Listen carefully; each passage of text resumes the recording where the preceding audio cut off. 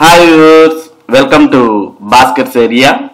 AP mega DSC 2025కు సంబంధించిన selection లిస్టులు విడుదలవడంతో అభ్యర్థులంతా మరి అపాయింట్మెంట్ ఆర్డర్స్ ఎప్పుడు ఇస్తారు, మరి కౌన్సిలింగ్ అనేది ఎప్పుడు నిర్వహిస్తారు, మాకు ఏ పాఠశాల మాకు కేటాయించారు అనే వివరాలు ఎప్పుడు తెలుస్తాయి అనే సందేహాలు చాలా మంది అభ్యర్థులకు ఉన్నాయి.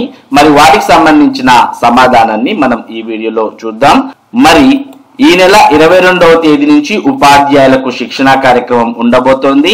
ఈ శిక్షణా కార్యక్రమంలోనే అభ్యర్థులకు మరి వారికి కావలసినటువంటి కౌన్సిలింగ్ ను నిర్వహించి స్థానాలు కూడా కేటాయించే అవకాశం ఉంది. దానికి సంబంధించిన సమాచారాన్ని మనం ఇక్కడ చూస్తూ ఉన్నాం. ఈ నెల 22 నుంచి ఉపాధ్యాయులకు శిక్షణ. జిల్లాలో ఉపాధ్యాయ పోస్టులకు ఎంపికైన అభ్యర్థులకు దసరా సెలవుల సమయంలో అంటే ఈ నెల 22 నుంచి 29 వరకు 8 రోజుల పాటు శిక్షణ ఉంటుంది.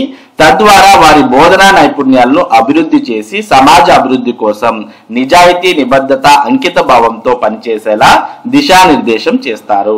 ట్రైనింగ్ సమయంలోనే కౌన్సిలింగ్ ద్వారా ప్లేస్మెంట్ ఆర్డర్లు జారీ చేస్తారు. శిక్షణ పూర్తయిన వెంటనే నూతన ఉపాధ్యాయులు తమకు కేటాయించిన పాఠశాలల్లో చేరుతారు.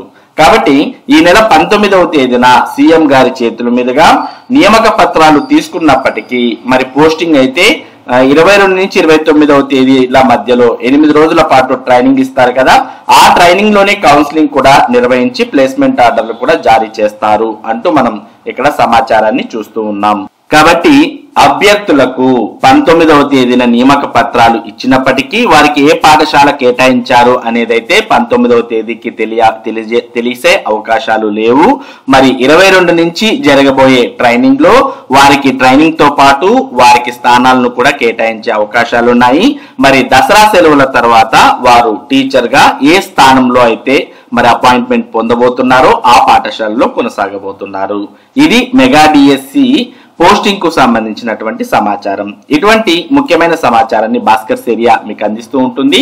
మరి ఈ సమాచారం మీరు మిస్ కాకుండా పొందడానికి మన భాస్కర్స్ ఏరియా యూట్యూబ్ ఛానల్ కు సబ్స్క్రైబ్ అవ్వండి. అలాగే ఈ వీడియోని లైక్ చేసి షేర్ చేయండి. Thank you for watching this video.